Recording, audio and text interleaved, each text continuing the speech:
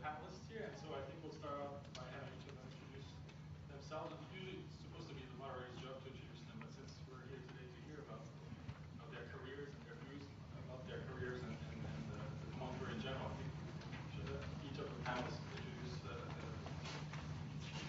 themselves, and then from then on I'll try to ask a couple of questions that came to my mind as I was asked to think about what would be interesting to know if I were a student now, and I was looking forward to starting a career as a Quant. And then I'll pass the questions along to you and start a discussion. I don't know which order you want to do it. Maybe follow the alphabetical order, or yeah, sure. My name's Stephen Cash. Currently a proprietary trader at Bank of America. How did I become a quant? I actually was sitting in that seat at one of these events. I guess roughly four years ago. So I was an undergrad studying math and finance. At the time, I was working at the branch, which is a specialist firm on the floor of the New York Stock Exchange. And yeah, it was interesting, but it wasn't exactly kind of where I wanted to be and what I wanted to do. And so I started looking more into these programs. I didn't know a whole lot about it. And I attended one of these events and decided to apply to graduate school. And I did the Master's of Science in Computational Finance at Carnegie Mellon. And then I did an internship at Barclays Global Investors, where I worked with kind of an internal hedge fund there for a while. And spent some time at Lehman Brothers on a proprietary trading desk, and recently moved to Bank of America. Okay, not sure if this is alphabetical, but probably we go left to right. Yeah, I'm Gareth Sacker. I'm currently a senior quant at Bloomberg, where I spend most of my time looking at credit derivatives modeling, and every now and then straying into adjoining areas. But I guess I've been a practicing quant or managing quant, as it may have been, for about 15, 16 years, for which I am an undergraduate. I actually spent all my academic career in business school, so I'm perhaps not so different from Pierre here, but compared to many other people, I guess my high school was kind of a business slanted high school, and went from there to the Norwegian School of Management with a finance major, and from there to Berkeley, where I realized that I don't actually know any math, but Berkeley is an excellent place to learn math, so I picked up some of that along the way, and did a dissertation on interest rate modeling just around the time when we were figuring out how to do kind of what we now think of as modern interest rate modeling and interest rate derivatives pricing. Went from there, spent a couple of years on the faculty at the University of Illinois in the business school, teaching finance, and turns out that's an excellent finishing school to actually have to stand up in front of students and explain the stuff you thought you knew, and then think about it a little more. And anyway, at the time, math, finance, and derivatives pricing was somewhat unfashionable in academics, and it was increasingly and urgently fashionable on the street. So I was lured away to Merrill Lynch back in 1992, and have pretty much spent the time since then doing derivatives modeling, mostly sell-side derivatives modeling, most of the time managing quant groups, and occasionally with forays into more technology end of the business, and also spent a little time on buy-side / monoline insurance business. So I think I've seen many different aspects of it. What I haven't seen is the hedge fund and prop trading side very much. So we may complement each other here a bit. I am Lavanya Vishwanathan. I became a quant, or a strat, the word that we use in Goldman, rather accidentally, actually. I started my career in something completely unrelated to finance. I did a master's in mathematics and computer applications. Then went on from there to a PhD in cognitive and neural systems, highly inapplicable to finance, by the way. And then I started working in the Bay Area at the end of the dot-com boom in a couple of startups that had a lot of trouble finding seed capital. So, after I had enough of that, not knowing where the next paycheck came from, I took some time off. I stayed at home and I basically thought about where I wanted my career to go. And then basically when I looked at my strengths and my interest in mathematics and my desire to apply it in a very kind of real-time dynamic field, finance emerged as the option that I needed to look at. So I looked at the programs available. Berkeley was close to where I was living at the time, so I applied to Berkeley, got selected, and then did the master's in financial engineering at Berkeley. And after that, joined Goldman. That was in 2004. So I've been at Goldman 4 years, and I've never regretted that the huge career change that I made, because I think this is really, just fits my interests, my background, and then the growth potential in this field is just absolutely tremendous. So that's basically how I became a quant. Hi, my name is Dan Rosen. I feel like I'm in a Quant Anonymous panel or something, and I'll say, hi, I'm Dan Rosen. I'm a quant. Everyone's going to go back and say, hi, Dan. And then I say, it's been probably now 5 days since I haven't done an equation. So how did I become a quant? I probably reflect the typical, stereotypical quant of someone that has a science, engineering background turning to finance. I have a PhD in chemical engineering. If anything, my friends and colleagues say that I went to do chemical engineering to do alchemical engineering. So I said that I now went to do alchemy. They might have a point on that. I mean, if you think about it, I was thinking about what to say. When I think about that problem, it's not that different, to be honest. And so if you think of alchemy, so there's maybe like three things. So alchemists were scientists, who a lot of people believe they're pseudoscientists, not unlike what people, what you read in the press these days, that love to turn lead or mud into gold. Well, okay, so we turn it into gold, but also gold futures and options and self-prime CDOs. Definitely. They believe in 4 elements. There were some very basic elements like earth, fire, water, what was the other one? Air, wind. So we have stocks, bonds, equities, FX, and they were also looking for miraculous remedies and magic potions and stuff. We invented derivatives.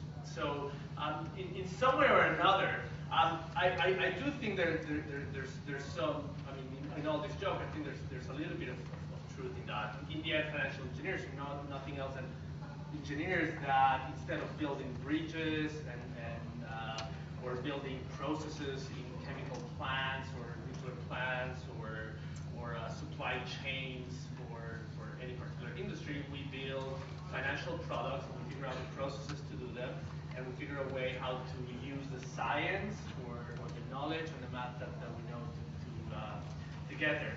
How I got to be where I am, it's pretty serendipitous. So I believe in stochastic processes, and this was definitely one of those. I was an academic doing having an academic position in an industrial engineering department. I was doing operations research. I was doing applied math, but since I finished my master's degree, I always had job offers flowing from financial services. So this is in the mid-90s, and there was a big demand, and people who would come to me, I always said, but I know nothing about finance. Why do you want me to work here? And he said, you don't need to know finance, you need to know math, we'll teach you finance.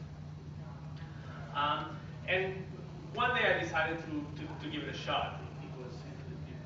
And I ended up going to work for Algorithmics, which is a software company where I spent about 10 years.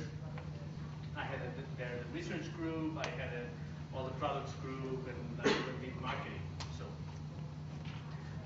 and after that, about 2.5 years ago, I left. I went back a little bit to my academic roots, and I settled at the Fields Institute.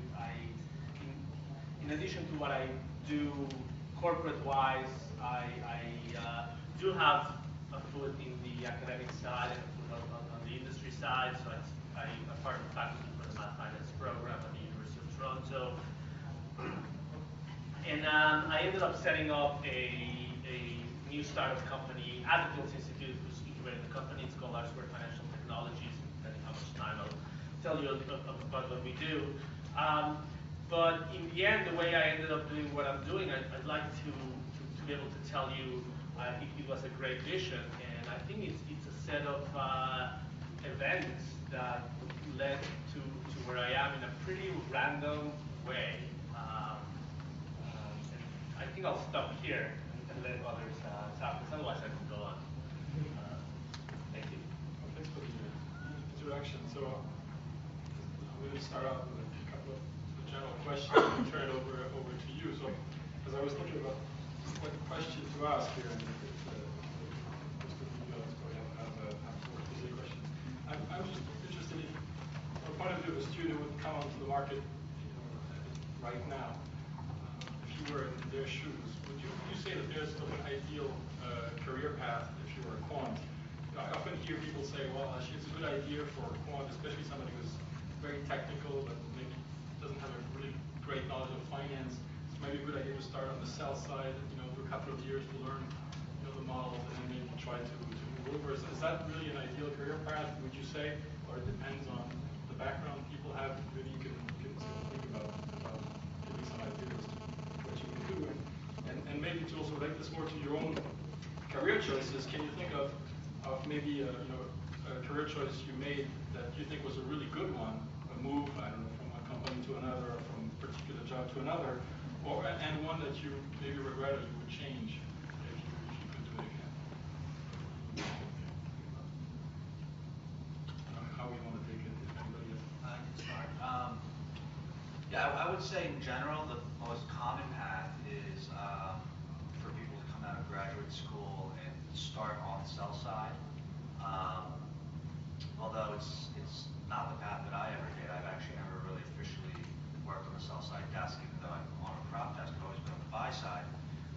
But it's more common to kind of get your feet wet on the sell side. It's very common to get into these rotational programs. A lot of times people, you study all this math, all different types of, computer science, finance, and then you have to go figure out what you want to do with it. And so it's like a really niche degree, but there's a lot of different areas that you could end up working in. So it's hard to really know what you might be good at, what interests you. So these large rotational programs that the sell side firms offer are really good in that sense, because you get to, first an internship, see a bunch of different desks, and then there's kind of a matchmaker process for full-time offers where you try, desks like certain people like certain desks, and they try to figure out what works well. And then they work you like a dog, and you get older and you move to the buy side. So I think that's the most common career path, although it's not at all what I did. I kind of always knew that I wanted to be I just enjoyed the buy side more. I guess I sort of, I always liked the idea of playing the market better than making it. And so I kind of made very precise decisions along my way about internships and full-time job offers to try and stay on kind of the hedge fund / prop desk side. So it's not, if you know what you want to do and you have a sense about what you want to be, you're probably better off, going for that right off the bat. Because what can happen pretty quickly on Wall Street is you get branded. If you start off in one area, it's not necessarily that easy to move from being, a structurer to a trader or vice versa. I mean, there is a lot of that, but I would say you definitely do get branded pretty quickly off the bat, and it can be hard to kind of make moves. A lot of the time, that's why people are in graduate programs. You find that they're in these masters in science of programs because they want to make career changes, and they're having trouble kind of transitioning internally. So one way to do that is go back to school. Yeah, I'll comment a little bit. I mean, I actually agree quite a bit with the concluding remarks there that if you, in the perhaps unlikely event that you really know what you want to do, there is a lot to be said for actually trying to get to do do that sooner rather than later. Now, one slight problem I think is creeping up in the discussion here is that we haven't really tried to define what a quant is or what a quant does, and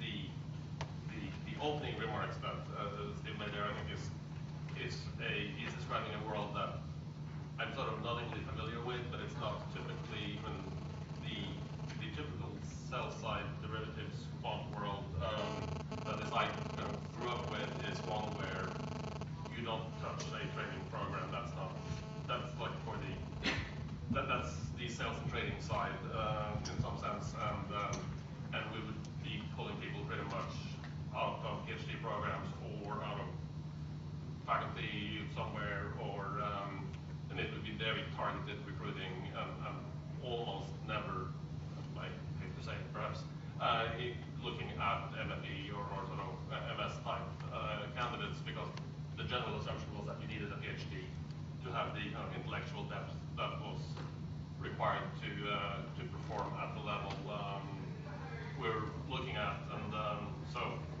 but still the message that if you want to do credit derivatives modeling, well, try and get into credit derivatives modeling, but if you start off in equity derivatives modeling, you might find that it's a bigger step to take than logic would suggest it ought to be.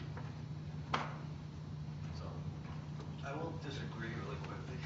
I think it's changed a lot. I do think that the banks have become much more focused on targeting recruiting of MFEs and have designed very specific rotational type programs for quants coming out of it. And they actually have, I've heard of a certain bank that even has what they call like a hybrid quant trader rotational program, where they try to marry research. It's always sales and trading or research, right? Now, there's certain banks that have things where they try to do trading and research, for instance, and they specifically target quant people, and they put them through one of these rotational things. Even the buy side stuff, when I was at BGI, it wasn't as rotational, but typically the buy side doesn't really do a lot of internships or recruiting type of thing. But I think in general, as finance becomes much more of a science, the banks are getting more up on focusing and targeting MFEs as a replacement to kind of MBA finance degrees. That's my personal opinion. I would actually agree with that to some extent, because I don't have the experience of buy side versus sell side, but on the sell side specifically, and within a quant or strat role specifically, mobility is huge, and kind of specializing in a single product. I would not advise doing that early on in your career. I mean, maybe I'm a little biased because when I came in here, I actually didn't have any clue what I wanted to do, so I had to try out things before I could figure it out. But also, one of the key things that we would look for in a candidate, and also I think as people grow in their careers, would be basically someone who can, you pick up a person, a smart person, and you put them in any environment and they figure it out, right? And you have to be able to learn on your feet. You have to, you know the mathematics, you come in with that strong training. Knowing finance is not a necessity. It's something that you are expected to learn on the job. But understanding the business side of stuff, I mean, literally, people expect you to just, jump into the deep end and get it, right? So, and it's hard, and the learning curve sometimes can be steep, but, specializing in one product versus another early on is probably not, the best thing. Because also these markets are highly integrated. You'll find, a CDS trader trading all kinds of other kinds of derivatives across different asset classes. So how do you figure out the risk cross asset class? So, it's not something that is unusual for people to deal with markets. I think although there seems to be some disagreement, and I normally I'm the one to add more fire to stuff, but to be honest, I think that there isn't a real disagreement. I think being a quant or a financial engineer is many things, and there's not one thing. I mean, people talk about sales side, buy side. I've never worked in either sales side or buy side. I've always worked as a consultant, on the software development side, on the training side, and on developing tools. So I've worked actually with sales side people. I've worked with people in the front office, in the middle office, and there's different requirements. Like it's like saying a civil engineer does one thing. If you want to be a civil engineer, then you need to do X. Well, there are guys who build bridges, there are guys who build buildings, there are guys who do urban planning. So there's all these different jobs that require and that look for those skills. So if I had to make some recommendations, I think first, you can't just say I want to be a quant. I think that's great. It's like saying I want to be a civil engineer. But once you look for a job, you need to find out, do you like working for the civil, for the private sector, for government? Do you want to, because there are quants in government. There are quants that actually do regulation, the quants that do auditing of firms, and it's actually for some people that's a pretty good job. So there's different things that you might want to think through. And if I had to make some recommendations, when I was becoming a quant, there weren't any programs to be a quant. Actually, it just didn't exist to have a financial engineering program. The concept of financial engineering just didn't exist. And if anything, as Bjorn talked earlier, it was badly seen on the academic side. It went into doing quantitative finance. It was kind of a mixture. So now it's a fairly accepted field. There's very good programs that allow you to get into those skills. And I think employers now are starting to expect people to not go and be hired directly from a pure math program, although that still happens if you get the right people, because you can still train them. In the end, if you can get someone with very good mathematical skills, very good problem-solving skills, who knows the finance, you will tend to get it as opposed to not. So I think that's one of the first parts. The second part is think of what you like to do, and I find it's very hard to do career planning all the way for that long, but that's me. I think some people are much better at doing that. My recommendation is make sure the next step, you go to the right institution that's going to support you and is going to look for the right thing, and work with the right people. So if I have to make a recommendation is, can you work with that person? Are you going to learn? Is that going to further your career, even though you don't know where it is? And don't focus on, I want to be, I mean, yes, maybe a little bit, but you can focus and say, I want to do credit derivatives, or I want to do equity derivatives.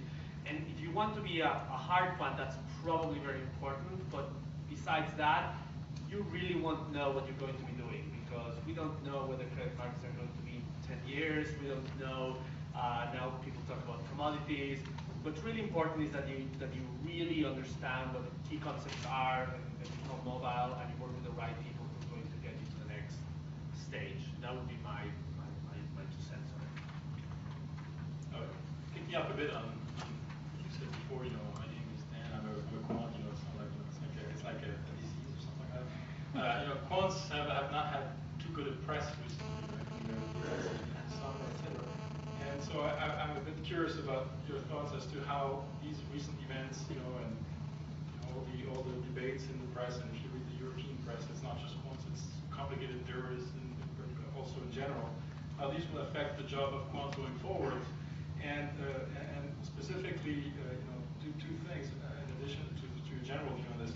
One is, well, we hear a lot about layoffs in various big banks. So do you think that when a student looks at the market going forward, he should maybe reposition himself, maybe call himself something else at a quant?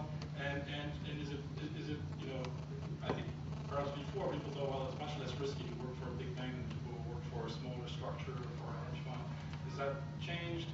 And also going forward, which areas of finance, so mortgage obviously having been hit, the credit markets having hit. So if you look at sort of the various possibilities, I can go into mortgage, I can go into credit, I can go into FX. What are your views as to where quants will have a better position going forward in the coming year? I can start. As far as the events of August '07, if you guys followed the quant meltdown, I think it became pretty apparent that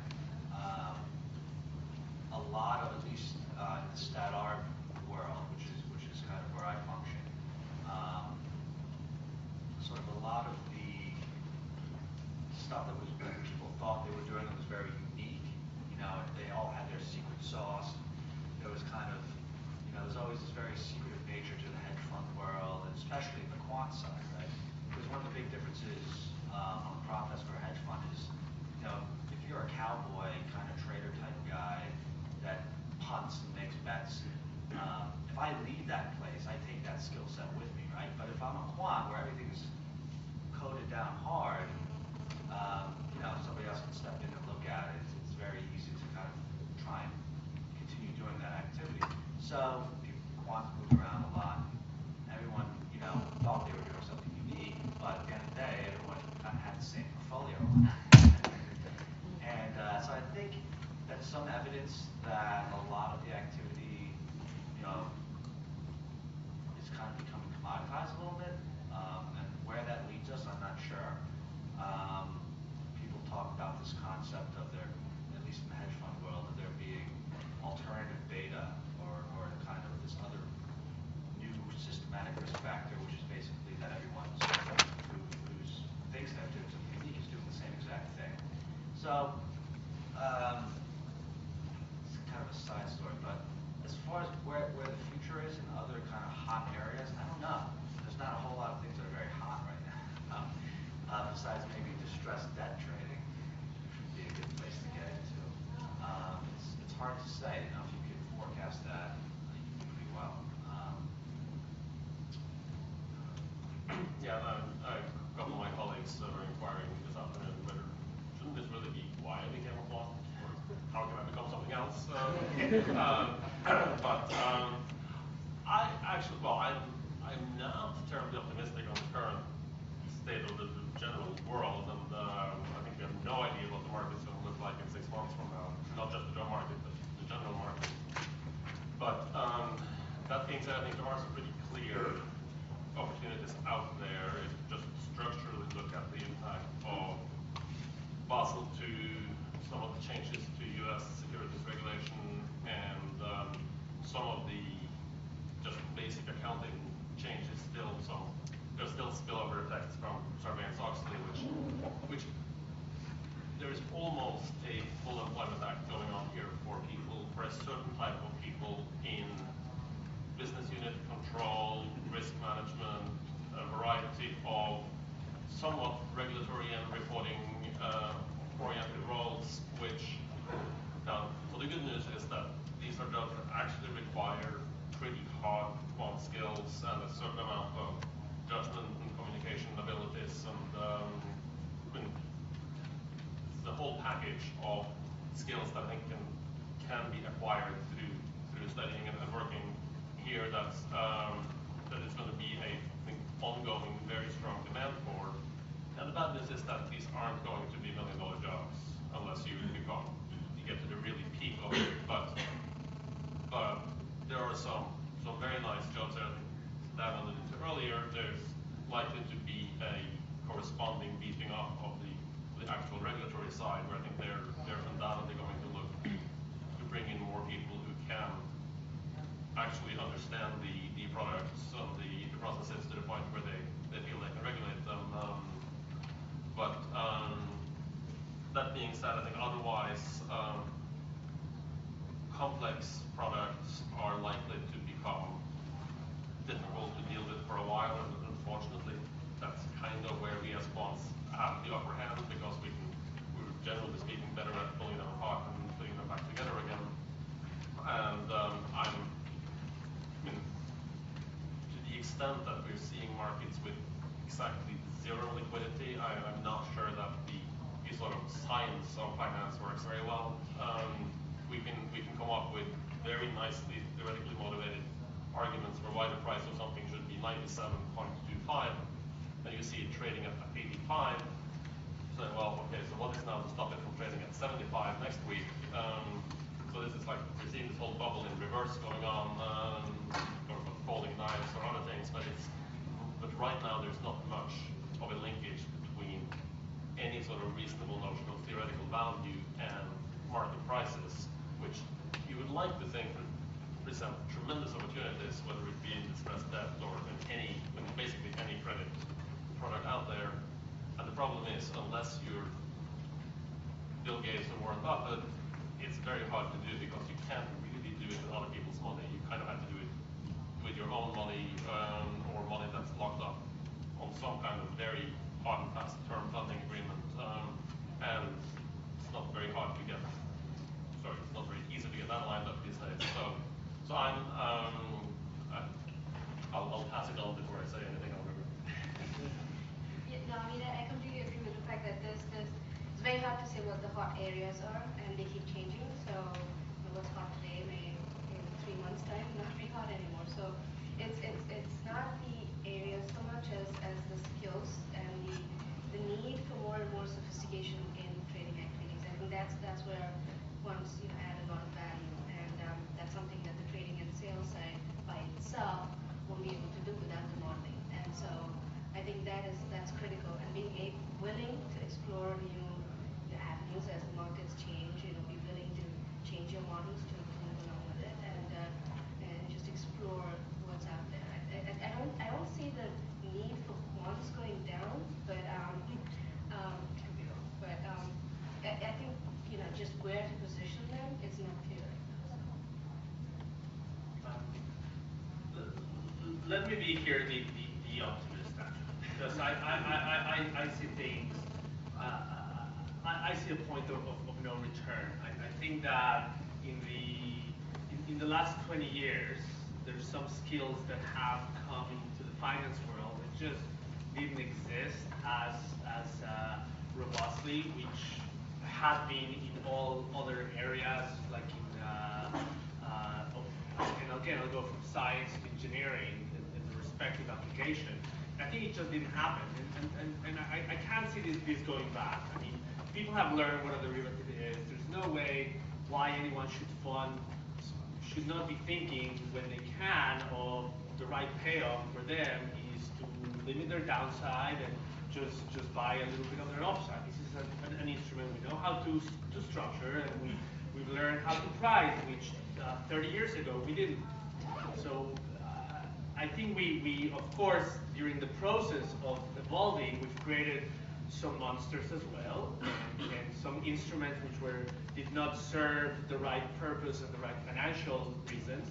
But it's like every other area or endeavor on the business side. I mean, there was an article a couple of months ago in the Global Mail in Toronto that had a picture of these very conservative guys, and one had this quote saying, "What I need is not more quants. What I need is more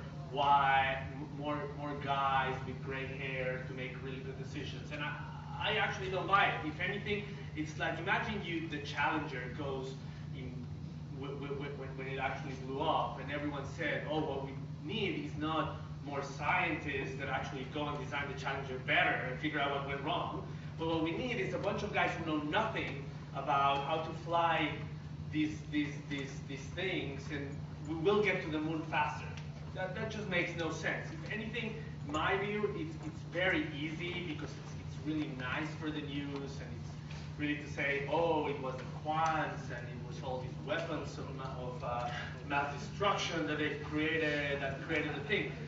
I've really been around this mess for the last 2 years, and I've seen the modeling that had gone there. And if anything, there was very little modeling. There was all these marketing people who created this instrument, who went all the way down to people who had nothing to do with the quantification of it, running much faster than we knew how to build these models. And if anything, we need better models. We need more people to model them, not less people to model them. And while there might be a little bit of maybe a local in time setback where people are saying maybe we shouldn't go there, I think it's just very local, and this is going to come back. I think if I went to make bold predictions, in 20 years, the people who are going to be at the top of most of the financial institutions are going to have strong quantitative background. Maybe not. Many will now have masters in financial engineering or some equivalent. Many will have MBAs, but also with quantitative finance. Many will have PhDs, and they will understand what derivatives are. They will understand what these things. And you see it today, by the way. Like You don't have to go to very far. Go and see some of the top financial institutions here. There are guys with PhDs in finance who now lead some of the biggest financial institutions in the US. So I think there's no turning back. We learned a lot over the last 40 years, and I think there's just going to be more jobs. The other area that I'd like to comment on is you might want to think of the career also in broader terms. It's not only about a quant pricing a more complex credit derivative or more complex derivatives. There's jobs in quantitative finance outside of the standard trading of a firm. Commercial banks are doing that. Retail banks are applying more and more quantitative methods. Outside of banks, there's insurance companies that are applying methods of quantitative finance, not only of actuarial sciences. There's corporations who are now figuring out that they can fund themselves much better by thinking not only what they produce, but also how to design their funding with products that allow them to put the right amount of leverage versus linking the risk of their business, etc. So I think there's a lot more applications that will come through, and I think we're going to see them more. I think you will see engineering programs, management programs, teaching people how to price an option properly and things like that. So a little bit of optimism there on my side. But I would make that bold prediction. I'm convinced that in 15, 20 years, the world is going to be ruled by quants. I'll back that up a little bit. Bloomberg's a quant by training, right? Yeah. He's a pretty powerful guy. I will back that up a little bit. I just, over the last few months, having talked to people and hear about all these layoffs that are going on. Lehman cutting 5% of its staff, Merrill sitting on 10%. All these layoffs are going. One thing I have kind of my own observation is that it appears that the banks are more reluctant to let go of a quant, and not even a great quant or good quant. I don't even know how you would rank how good of a quant you are. Just in general, I have found that the banks are much more active in trying to find these people new homes and not let go of them, because it's a lot of this stuff is very cyclical, and when it comes back, you're going to have to go out and rehire these people. Lose a lot of talent. It's not something that they want to go through. So I have noticed that it's been much more optimistic in terms of not losing your job if you know how to do a derivative. And then also talking to people in the grad programs at various schools, the internship replacement rates have been surprisingly strong, on pace with just even some of the strongest years last year and the previous year. So I think despite as grim as things look out there, it's not as grim for quants. Great. Well, I think I have a few more questions, but maybe I'll do it later. I'd like to turn the. I already see a hand that's raised. So go ahead. Thank you. So when someone says quant, the first thing I think, as it was discussed, was PhD in mathematics. But at the same time, we have seen financial engineering, computational finance. So how much of, when you say strong mathematics, how much of it is actually needed? I've heard cases where people say, you know what, just do MBA in finance. It's probably going to give you a broader knowledge anyways. At the same time, people say, oh yeah, you have to have a PhD in mathematics. So where is that line, and how should one decide? Is there any set of directions that you should, okay, if I'm doing this, PhD is the only option? Is there any guidance? I'll take that. I would say there is no educational prerequisite for quant other than a bachelor's degree. And the reason I say that is actually I recently had to apply for my green card, and it was absolutely impossible to prove that a PhD was required for my job. So, which would have put me in a completely different category for a green card. So anyway, as an example, the quants or the strats I've worked with range from bachelor's degrees in computer science and mathematics all the way up to PhDs in finance, or PhDs, by the way, in astrophysics. You can actually say that so it's all over the place, and that's probably because it's a very evolving field. Nobody really knows what that minimum educational qualification is, right? And they're building it as you go along. And I think as the supply of really talented quants increases from schools, people, the people who are hiring them will become more targeted. But right now, it's as long as you have the motivation, you have the problem-solving skills, and you're strong in the field that you learn, and that field is somehow related to maths or computer science, you get the job. So the rest of it you learn on the job, and you're expected to learn very quickly. That's the expectation. If you don't do that, you're out. So it's, they're very critical about how you improve on once you're hired, but when you're hired, there's no minimal requirement. So let me just add one extra point. I think because it's such a relatively new career, people ask this question. I think again, let me go to the previous analogies. Just imagine asking the question, how do you need a PhD to be a civil engineer? The answer is no, you don't. You can be a civil engineer by getting a degree in civil engineering. Civil engineers are the guys who know how to apply a little bit of mathematical modeling and know the basic concepts of solid mechanics and a little bit of fluid mechanics and everything that how to measure stresses to build buildings and things like that.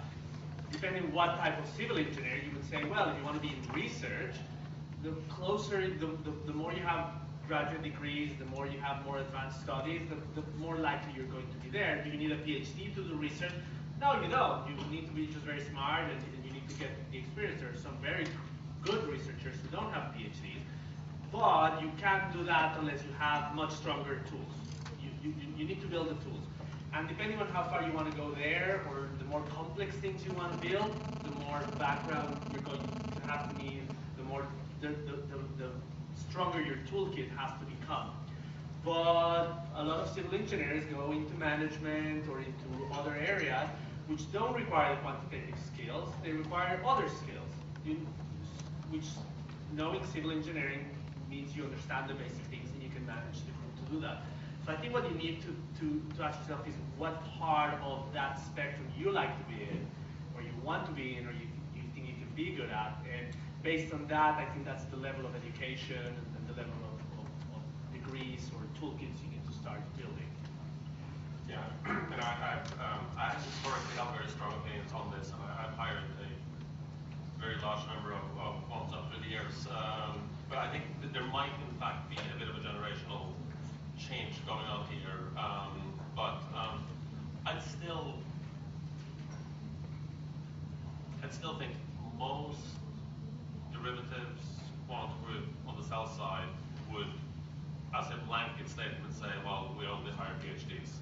And then there would be the odd exception. But that being said, most people with a PhD in math have no usable quant skills as far as this goes. So it's not so bad because, and I wouldn't pass for a mathematician in any circumstance, but I happen to know a fair amount about stochastic processes, which is clearly the most important part for most of the sort of mainstream derivatives pricing. On the other hand, if you were to look at the stat art field, I think there is effectively zero overlap between the tools and methods that they would use compared to what you would use to come up with sort of, well, how do I really do a practical model for long-dated FX options where you have real interest rate risk on both sides and path dependencies along the way. Yes, we're talking about quants in either case here, but quants doing very different jobs. So it's very hard to make a sort of a blanket answer to it. Yeah, the tough thing about that is if you're sitting there trying to make a decision about how much education do I need to get into the field, well, you don't really know enough about the field about what you want to do, so you don't know how much education you might need.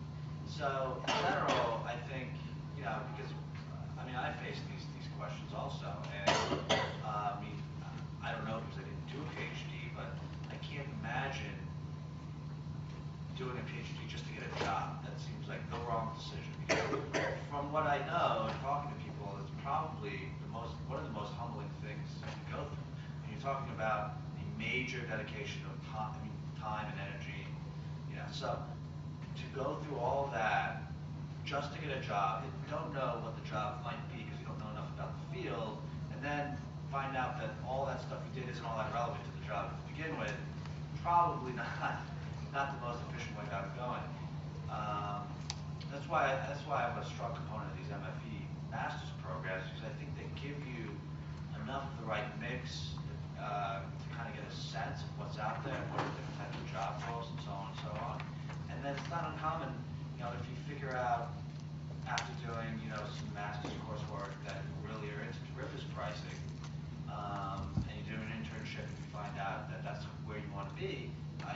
plenty of people that have moved from, a master's into a PhD program.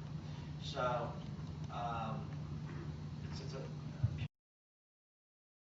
I mean, unless the job is to be an academic, to get a job on Wall Street. Sure. So I have a question on mostly your finance stuff. So for a lot of the models that are based on let's say like historical events, how do you capture risk in like let's say like telltale events? Like I guess my question is like what happens when models fail? What happens when models just open the newspaper and we see it in front of us? Risk management. That's where a trading desk job becomes more of an art than a science, right? So the modeling is not the be all and end all of trading. Right. And models fail all the time. And traders, convincing a trader that your model is the right model for that, especially in markets that don't have enough historical information, look at comparables, do the analysis there. The analysis just increases until they're comfortable that they have something to work on there. Or until then, they'll probably be trading on their gut feeling and stuff like that. I'll suggest, I think all our models are wrong. That's where I start from. I know they're wrong.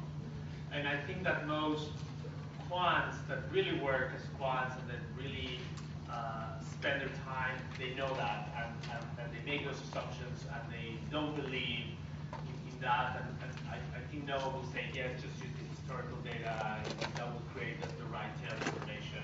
We're trying to use we use that data to try to forecast, but we also know where they're wrong. So I think the models are there to help us. They're not there to tell us exactly what happens. And in the end, that's what we should use them as good guidance and another tool to make some decisions. But decisions under uncertainty.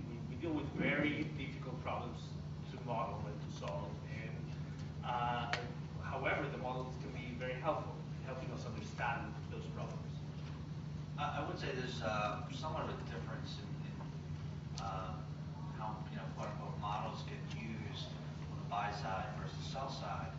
On the sell side, it's much more about using a model to try to come up with a price so that you can make a market, right? Whereas, and then there's more of a human discretionary element. I think that's what we alluded to, which is the trader making decisions about how he wants to make a market and take risk.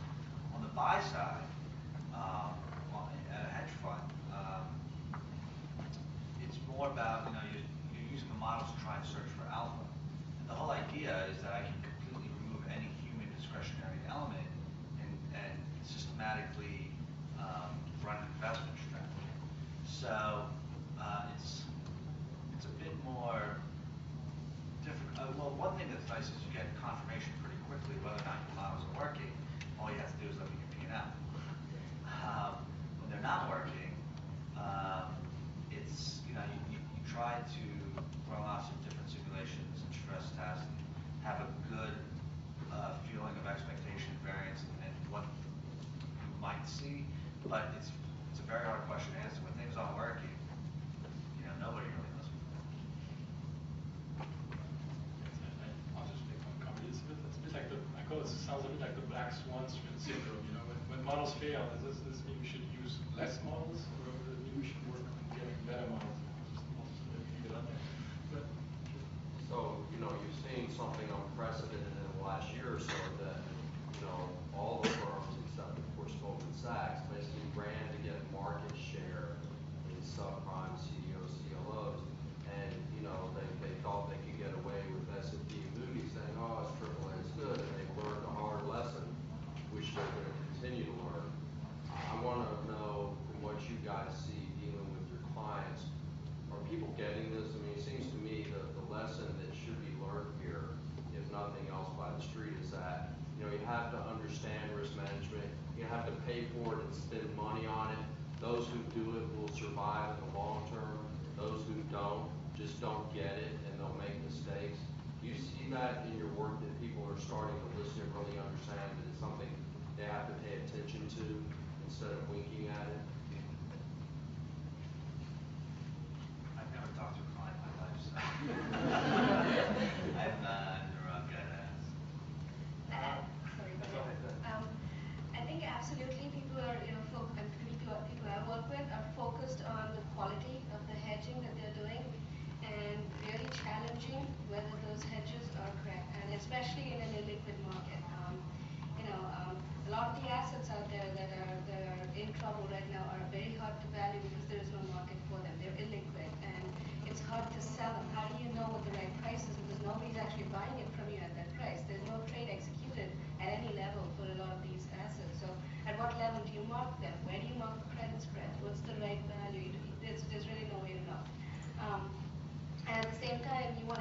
it. Like for example, if you're long a cash position, you want to hedge it with a CDS or something like that. If you have a long position in a mortgage or a bank loan or something like that, and you hedge it with the regular CDS, there's obviously some basis risk that there's a hedging component risk there, which is your hedge is not perfect. Your CDS spread is moving differently from the asset value on that asset that you just bought. So this is something that's definitely, every day now there's a lot of focus on getting that risk management right and understanding the limits of the risk management. It's not going to give you the perfect answer because there's not enough information out there, but understanding that limit and knowing how to work with it is a big focus. Yeah, but not just also basis risk, but also like maybe you're doing, it looks like you're probably doing some MERP modeling with corporate debt, things of that nature. I mean, people sort of start to understand, they don't need to know the details of it, but how do you determine the default risk? Probably with default on a portfolio of subprime or CDOs or CLOs.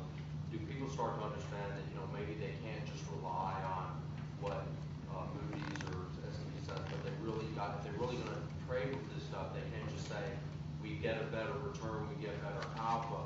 They've got to really be able to quantify that risk. Where this is where guys like you come in, and it's something that's going to cost some money to have to pay attention to, because look what happened when everybody didn't. Right. So I mean, instead of just saying that the asset is AAA rated now, you try to look over time and see what happens to that rating over time. When is that rating going to change, and what model are you going to use to see that that shift from AAA to AA to single A and so forth, right? What point does it hit default? So yes, people are focusing a lot on, and that in that default situation, what happens to are these loans, for example, if it's a revolver line of credit, do they get instantly funded to the maximum limit because they have, borrowers have a line of credit? What's your jump to default risk there? So definitely people are starting to look at those metrics a lot more. So there is, more demand for quants for understanding how these things work, and how do they come up with ratings, things like that. I'll try to answer a bit easier. I talk to clients, and unfortunately, it's a joke, but they get it, and I think a lot of people get it that risk models didn't work maybe as well as they should have. I mean, you just have to look at any excerpt of the realization of quant factor returns pre-August, and then you see August, and you see September, and you see November, and then people say, oh, is that a 36 standard deviation event? I mean, it's smacks of LTCM again. People understand that risk models failed, obviously. And I agree with Björn when he said before, well, maybe we don't know if you should go into mortgages or if you should go into FX or fixed income, but going into risk management, there's going to be a lot of demand for people who work in risk management, and everything is still out there to be done. I mean, we don't really know how to deal with many of the risk management questions. And so from the point of view of the banks and the hedge funds, yeah, they get it, and there's going to be a lot of demand there. From the point of view of the clients, the biggest thing they will ask you going forward is, what's your leverage, and how to deal with it, and how to deal with collateral management. So yeah, people get it, and it's a big focus of the industry in general. Let me just add one here. I think that's true, and I talk to a lot of people, but I'm a little bit less positive on that, and I'll tell you why. I think we have very short memories as well. I think now people get it. I think everyone is talking about it, but I think the next party, the music is going to start going. Everyone is going to get into it. Everyone is going to start making money for a while until the next thing happens. And I think people tend to forget it. And I think we have to remember that a lot of these things happen because there are some very simple rules that force people to act in very simple ways. I mean, it's finance, so people try to maximize their own profits in their pockets. And I think that's what people do. So without the right incentives, I think without a good change in the incentives programs, where traders, structurers, and everyone that's making the business, if they're still incentivized in the profits that they do during that year, that's never going to change, because unless you start risk adjusting, there's no risk in the profits, and people will do whatever they can. The same for, and there's a bunch of these. There's regulatory constraints and accounting constraints, and a lot of what happened has to do with accounting. A lot of what you see about all these write-offs, it's all accounting.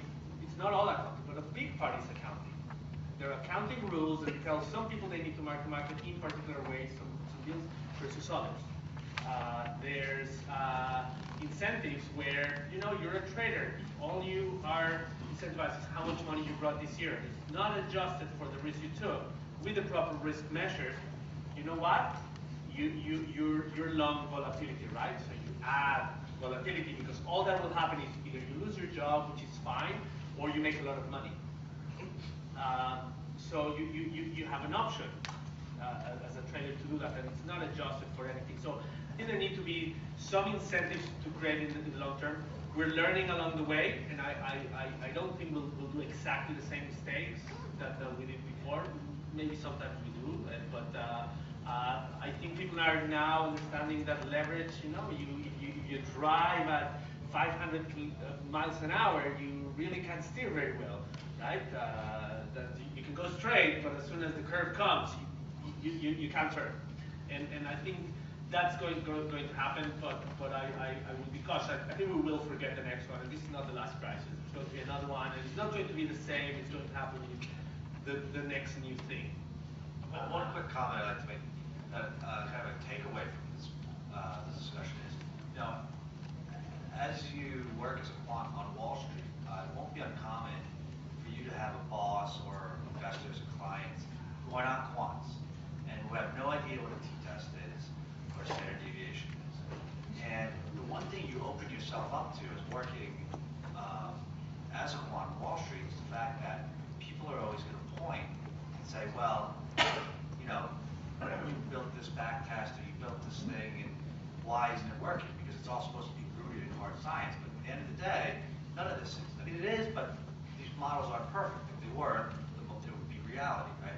But it's a hard thing for non-quantitative people to understand that it doesn't always work, because they think, oh, it's science, it's math. You back tested something, or you did a model that prices something, and all of a sudden it's not working. And so you're the first person that they're going to point at, right? You open yourself up to this because everything you do in this field can be quantified. You can look at it on a whiteboard or in code or whatever, as opposed to something that's kind of more, touchy feeling or qualitative. And so an important skill, I think, is it's important to be able to figure out a way to communicate quantitative concepts to non-quantitative people in your career, right? It kind of alludes to all this discussion we just had. You'll be surprised at how many times you'll have difficulty expressing. And I've worked in places that are highly quantitative, like UGI, where it's all PhDs and very hard sciences running around, to places where it's more like the good old boys type of club, people don't know what an average, a weighted average. And so it's you can probably figure it out reading this, but I think it's a really important skill set to figure out how to do early on in one's career as a quant is how to communicate quantitative concepts to non-quantitative people, or you'll just you'll get grilled, as we've seen lately. Sure. In your first job as a quant, what got you past the interview, and then what happened in the first 14 days? Who took you under their wing or showed you the ropes? Did you get thrown in the deep water? Who were your friends? Who were your enemies? How long before you came online? I'll go first for that. The interview process I interviewed with 14 people, and I was lucky because about 4 more people were scheduled, and they decided to cancel them because they thought I was good enough to hire. So after 14 interviews, my first 14 days, I'll talk about my first 2 days on the job.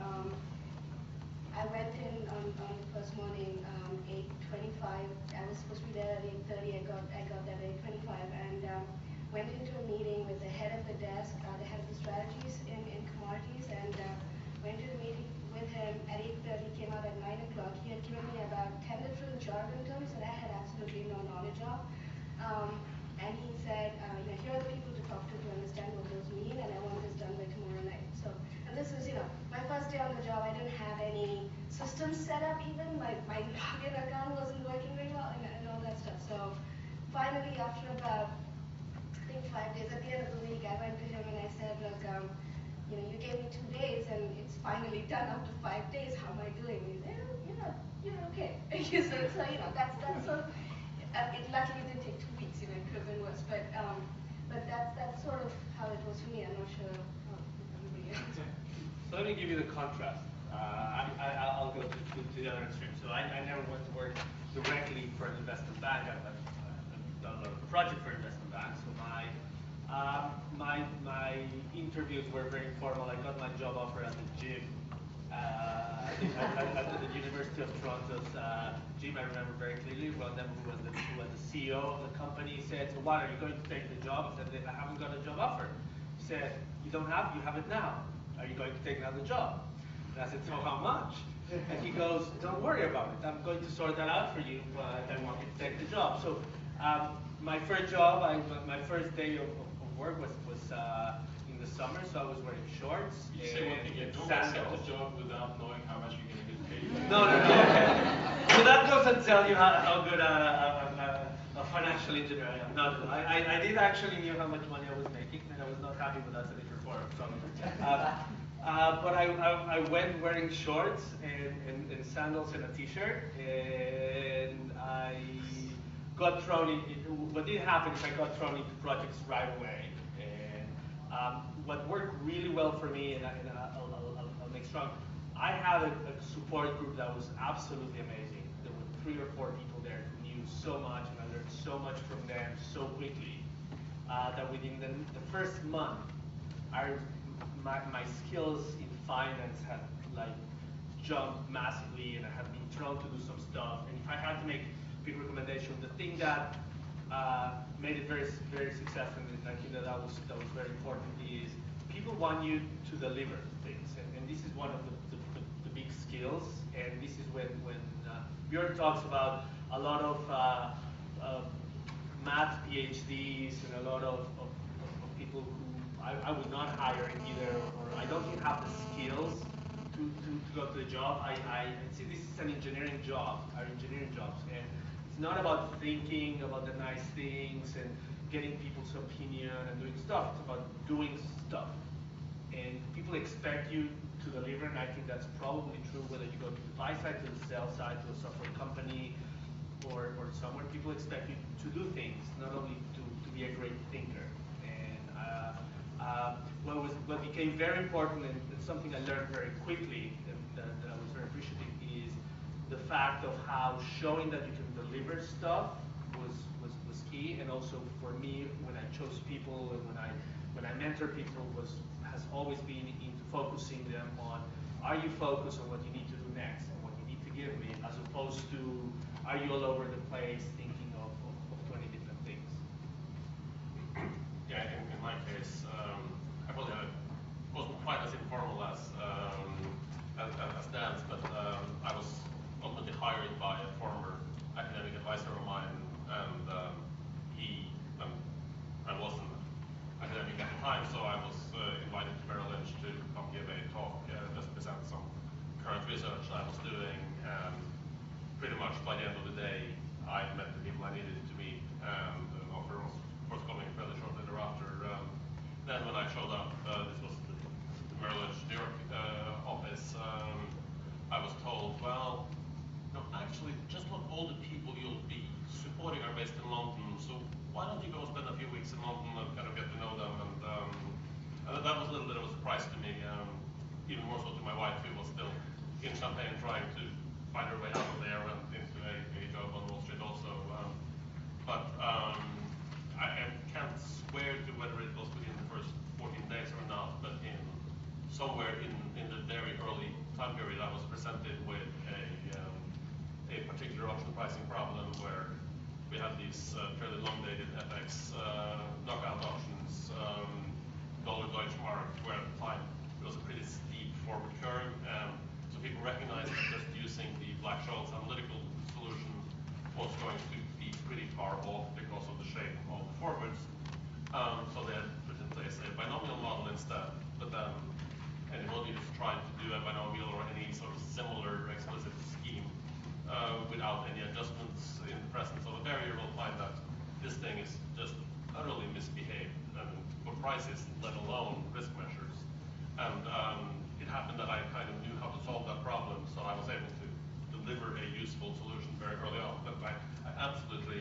second what I was saying, that regardless of what your background is or what level your training is at, in these kind of jobs, you're an engineer and a problem solver, and the worst type of employee to have, and I have had some, the ones who get the job 90% done and then kind of assume because they've done these great things that people will embrace the solution and take it and run away with it. Whereas the successful people kind of get it done 105% and then they go and beat the users into submission to taking it and going on. I mean, that, some people do it more delicately than others, but being able to actually get your solutions put into work is extremely important. In my experience, more on the hedge fund buy side, prop desk world, it's far less structured. There's no sort of on day one, you open up your manual about how to find alpha, and these are the steps you take.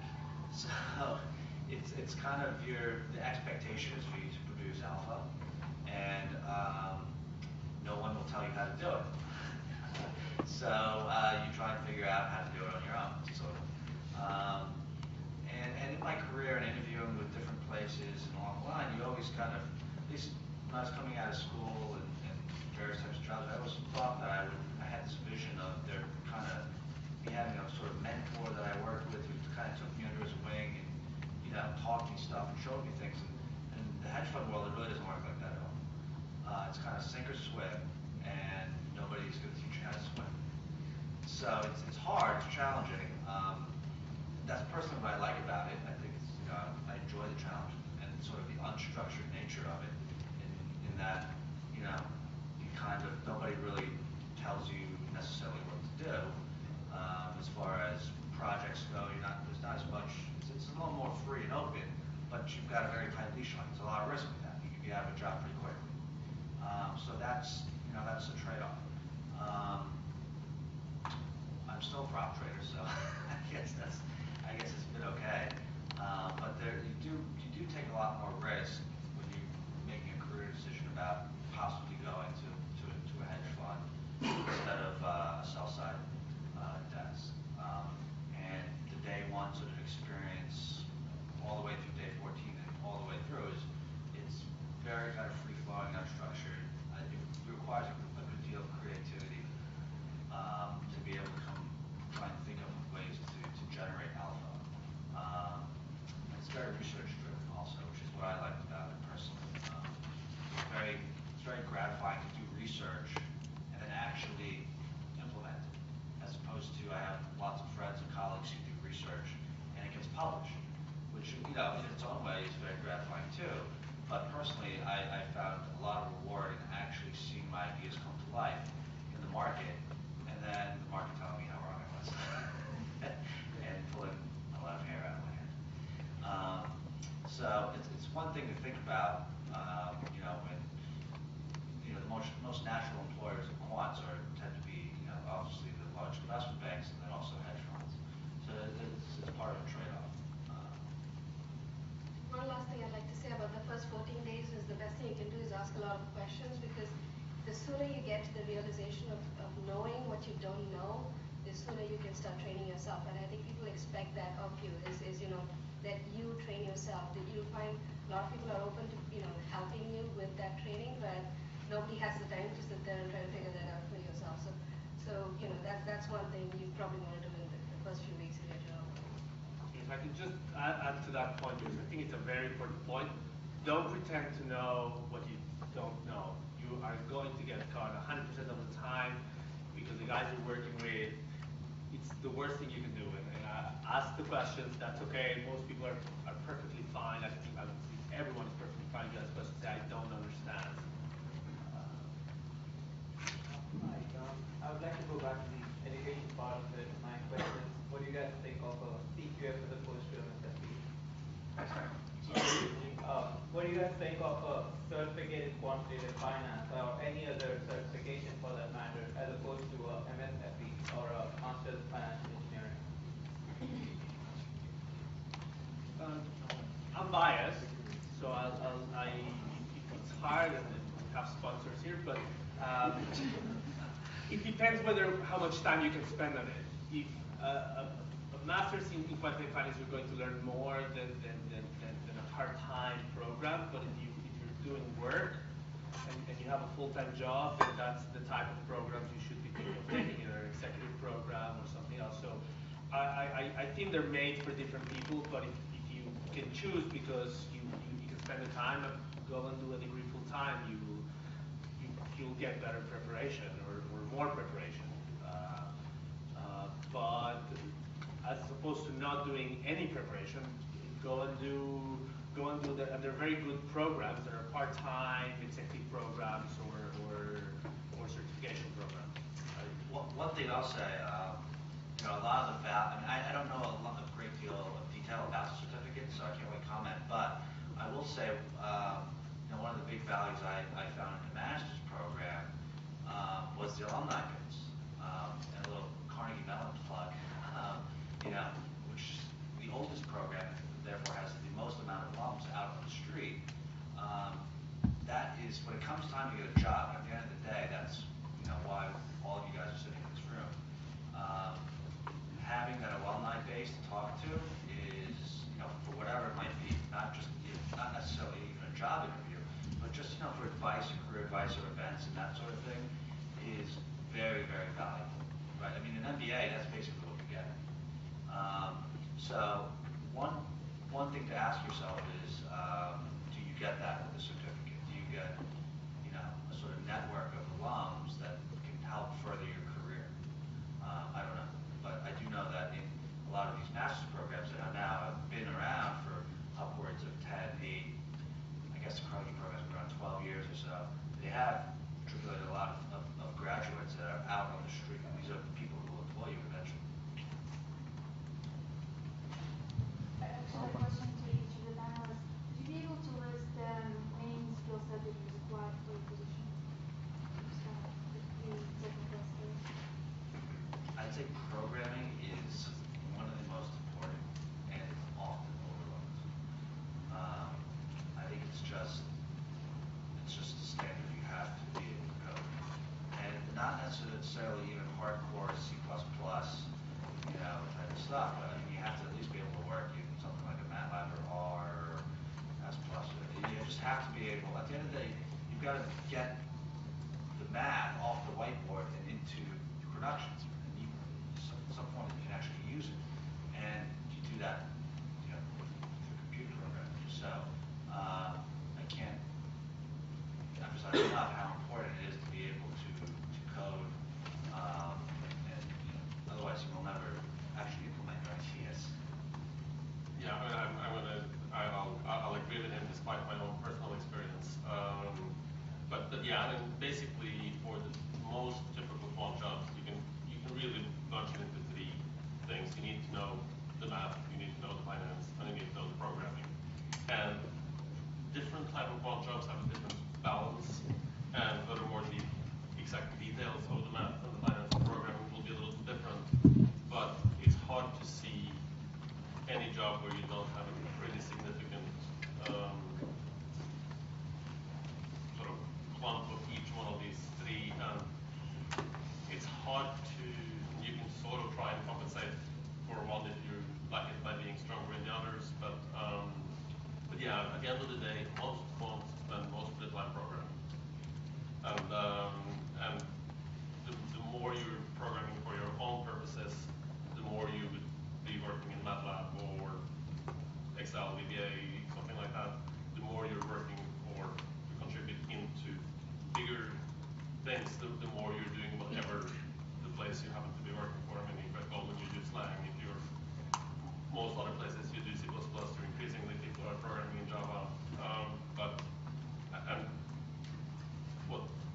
what I found is that it's important to have a level of software sophistication so that you can rise a little bit above the question of, is it okay to write this in C or do I have to use C++, or what heaven forbid, do I have to write Java? You kind of need to get to the point where you can deal with language, even if you're not an expert in it, then you can actually deal with things like source code control and debugging tools, and then you're not just programming, you're actually developing software, which tends to come with a little extra baggage. But that being said, I also think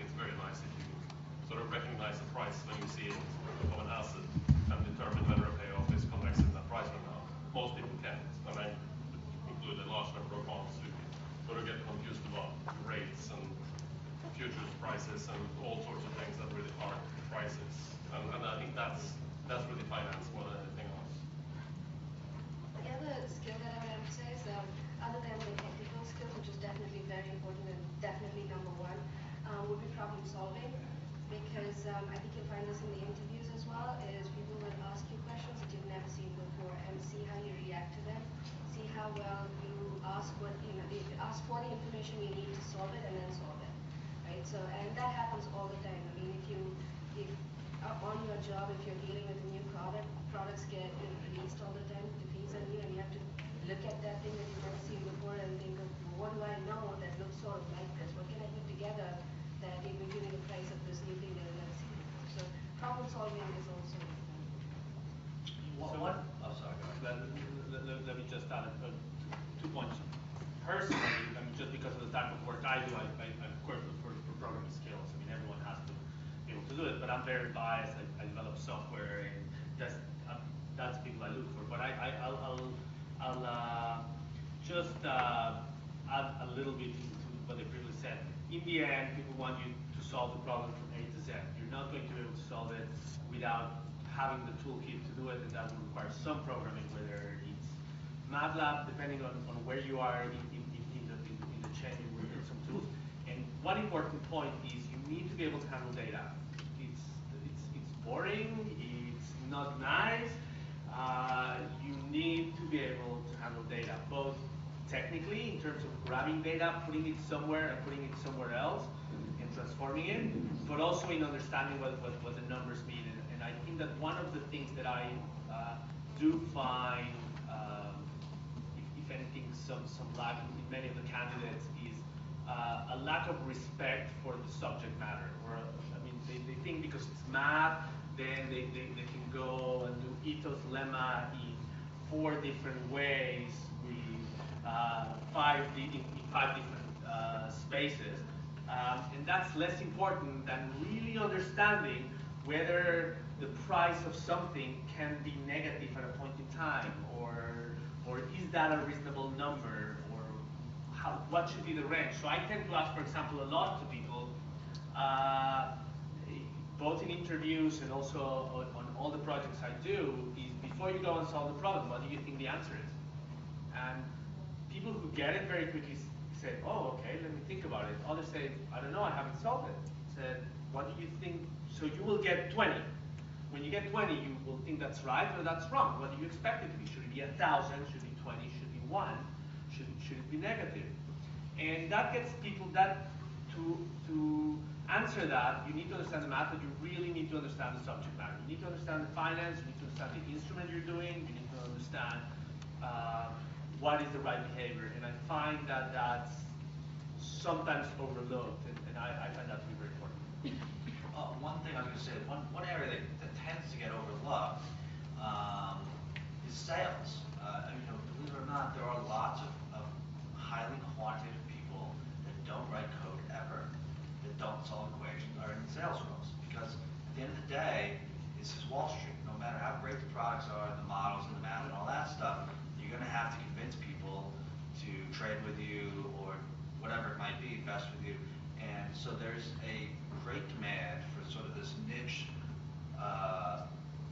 role of a person who's highly quantitative, who can communicate well and work with clients. Because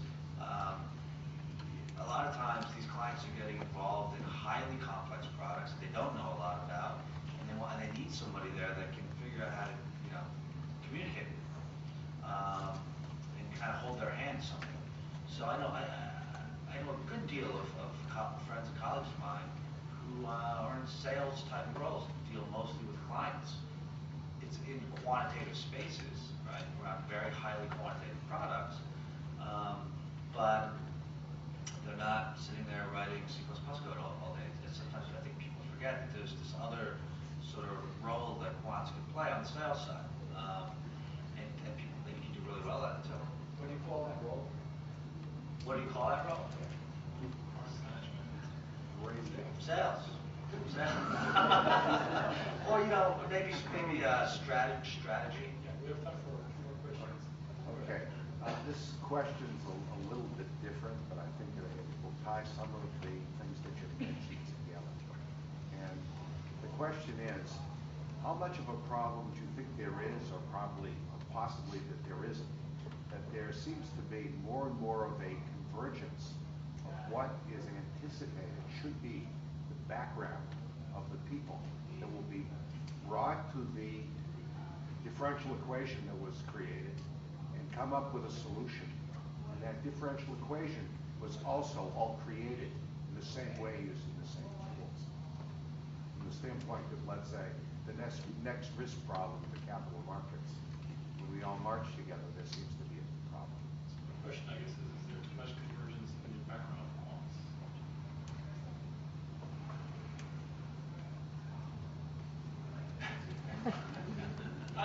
It's a fair question, but I'm not sure. I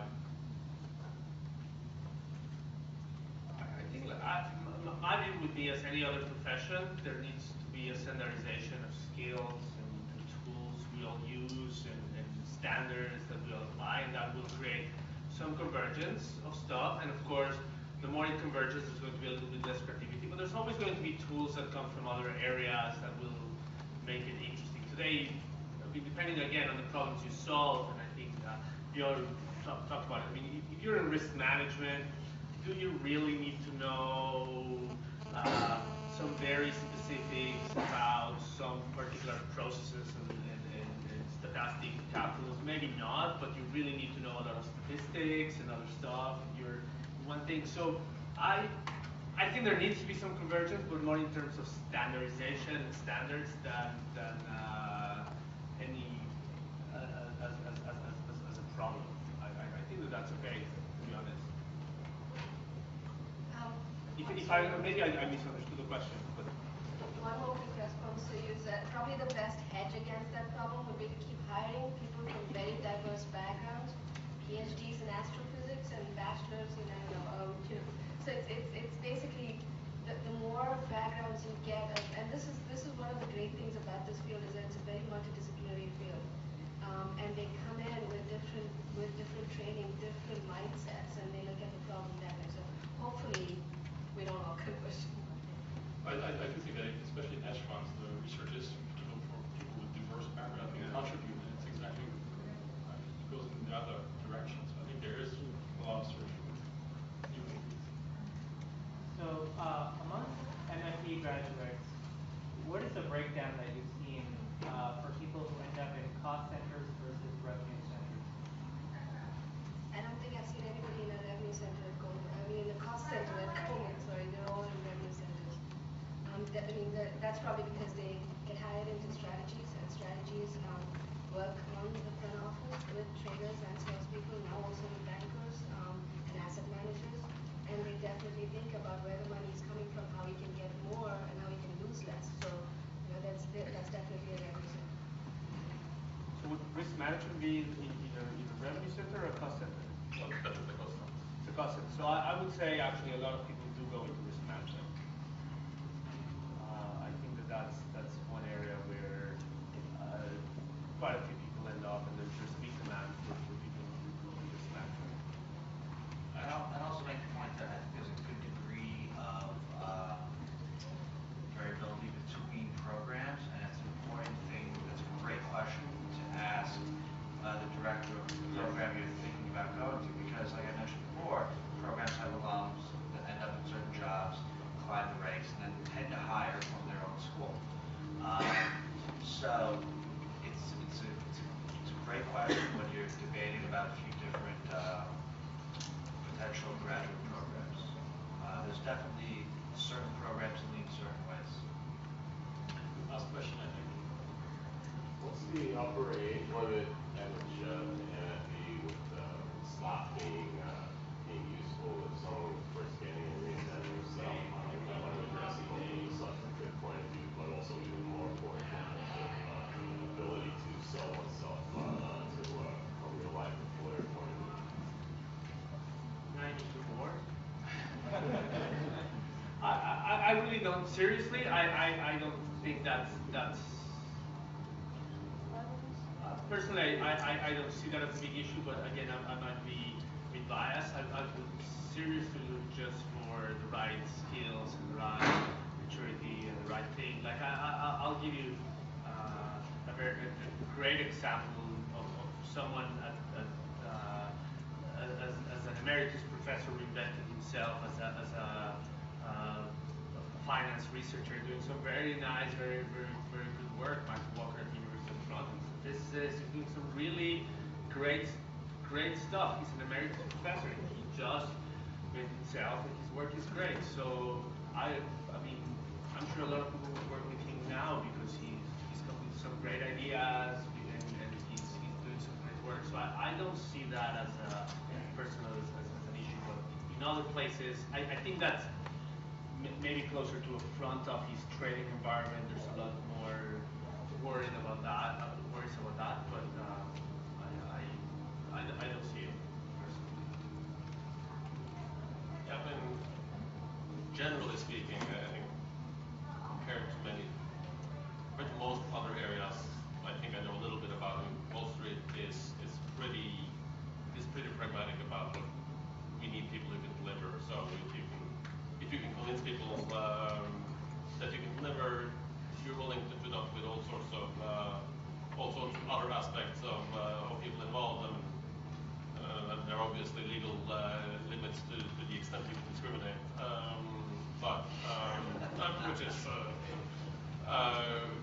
which is perhaps the other aspect of it. But that being said, I think the more you're dealing directly with somebody who is trying to solve a problem, the easier it is to get to them, as opposed to going into a general sort of rotation pool with a bunch of other people more or less out of college.